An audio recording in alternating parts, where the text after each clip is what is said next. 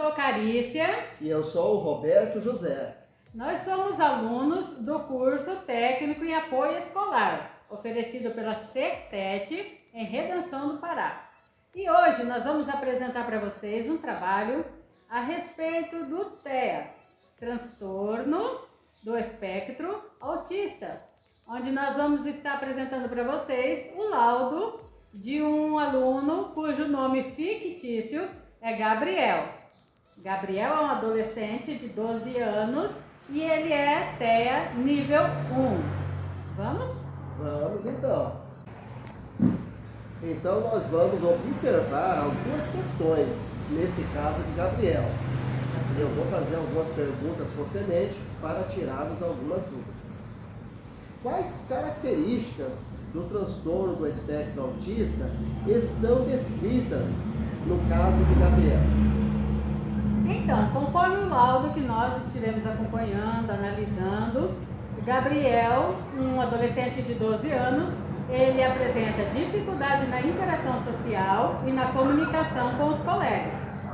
Ele apresenta linguagem verbal preservada, comportamentos e interesses restritos. Ele tem interesse por astronomias e mapas geográficos. Ele tem fortes reações e desconforto com ruídos altos e ambientes muito movimentados. Muito bem. Mais uma pergunta, por gentileza. O que significa o nível 1 de suporte do TEA? Significa que a pessoa tem dificuldade em interações, social, comunicação e comportamentos repetitivos, possui relativa autonomia e habilidades de linguagem. Essas são umas características daquelas pessoas do suporte TEA nível 1, tá bom? Então, apresentando essas características, a gente pode observar essas questões. Muito bem, Carícia. Agora me diga uma coisa. Que dificuldade Gabriel ele apresenta no ambiente escolar? Então, conforme nós estivemos estudando, né, nesse caso, ele tem dificuldade em trabalhar em grupo, tem dificuldade em atividades de roda, compreender metáforas, subjeções, que são aqueles textos entre linhas, ou muito longos também, ele tem essa dificuldade de acompanhar. E imprevistos e mudanças, tá bom? Aquelas coisas imprevisíveis que acontecem, causam assim uma certa agitação em Gabriel, tá? Então tem que ser observado isso também. Participação em debates ou jogos pedagógicos também, ele tem essa dificuldade naqueles debates já prolongados, tal, que o negócio de você ficar ali padronizado, né? Então, Gabriel apresenta aí essa dificuldade, tá bom? E também de permanecer atento ao longo do tempo quando o assunto não lhe interessa. Porque nós vimos que aqui no laudo dele ele tem o interesse por astronomias e mapas, né? Mapas geográficos. Então, se aquele assunto ali que está sendo tratado não tem muito interesse, ele já começa a ter suas agitações para não ficar ali naquele ambiente, tá bom? Muito bem, olha, estou aprendendo muito hoje com o laudo do Gabriel. Pois bem, mais uma pergunta eu quero fazer para você. Quais as estratégias pedagógicas já foram utilizadas com ele, né? E mais, elas foram eficazes e por quê?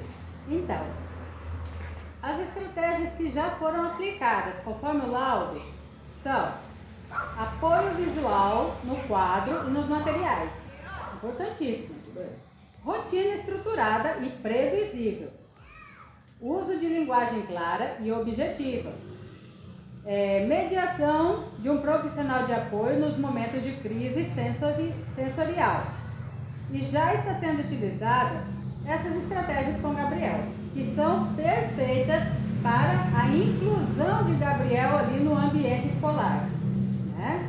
Então, esse é o método que são colocados em prática e são totalmente assim, eficazes no caso de Gabriel, conforme o laudo dele, tá bom? Então essas são as estratégias perfeitas para que Gabriel tenha uma total adaptação ali no ambiente escolar. Muito bem. Então, qual seria o papel do profissional de apoio nesse contexto? Então, profissional de apoio, ele tem o papel de auxiliar no ambiente escolar para adaptação e desenvolvimento das tarefas rotineiras, sempre observando o comportamento do aluno. Então, ele está ali junto com o aluno para não deixar que aquelas tecnologias assistivas sejam totalmente usadas e adaptadas para que o aluno, Gabriel, no caso, ele tenha o maior suporte para desenvolvimento. Muito bem, mais uma pergunta para fechamento, né, e aprendizado neste momento que nós estamos aprendendo com o laudo de Gabriel. Como a escola poderia fortalecer uma relação entre Gabriel e os seus coleguinhas, os alunos e também com a equipe pedagógica?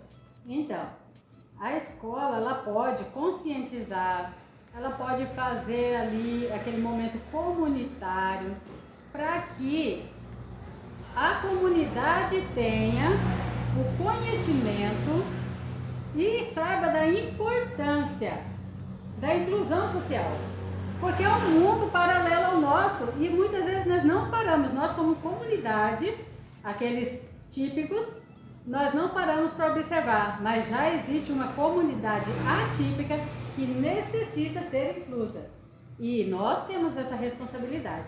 Então a escola tem que trazer a público e tem que trazer também a conscientização. Isso é fundamental. Muito bem, eu quero aqui agradecer a Carícia por este momento de aprendizado, que ela respondeu com muita maestria todas as nossas perguntas e deixou-nos totalmente esclarecidos sobre inclusão social com responsabilidade.